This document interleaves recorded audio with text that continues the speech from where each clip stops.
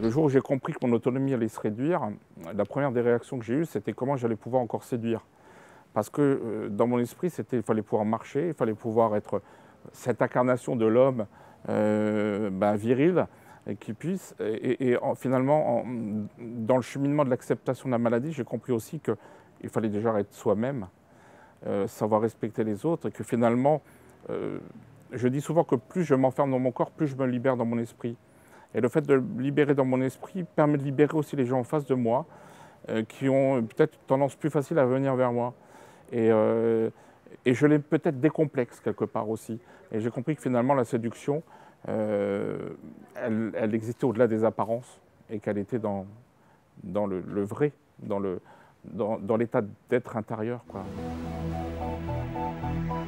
Je souhaitais savoir si on doit faire ou si on peut faire une différence entre la vie affective et la vie sexuelle d'une personne handicapée. Euh, dans les deux, il y a déjà vie.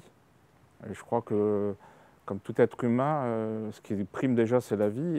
Et dans la vie, chacun aspire à pouvoir justement ressentir des émotions, à partager des plaisirs de tout ordre, hein. Le plaisir de partager, d'échanger, de prendre un repas, mais aussi celui de redécouvrir des sensations, souvent dirigées vers un corps souvent meurtri. J'ai en mémoire une personne qui disait, quand on a pu la capacité de prendre soin de son corps au niveau de l'hygiène et qu'on s'en remet complètement entre les mains d'un autre, comment peut-on aimer son corps? Et dès lors qu'on ne peut pas aimer son corps, comment peut-on demander à quelqu'un d'autre de l'aimer? Et je crois que c'est important. Et pour autant, une personne handicapée a aussi besoin de sentir qu'on l'aime pour ce qu'elle est, ce qu'elle représente, ses formes, même ces formes qui sont pas toujours, qui relèvent pas de ce qu'aujourd'hui on considère être les canons de la beauté.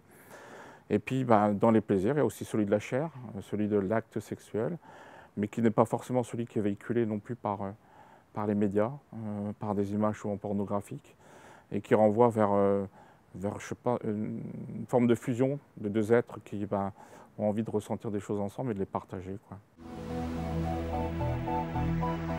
Dans certains pays, là où justement existent des métiers d'assistant sexuel, les Pays-Bas pour ne pas les citer, on s'est rendu compte que la plupart des personnes handicapées qui avaient recours au métier d'assistant sexuel, au final ne passaient pas à l'acte sexuel et qu'ils voyaient simplement une possibilité de rencontrer une personne, de rompre leur solitude, de pouvoir avoir un échange, de simplement pouvoir avoir une personne qui franchit le seuil de leur porte, qui s'assoit à côté d'eux, qui partage un café, qui partage peut-être des frustrations de la vie, des joies de la vie, des gens avec qui partager.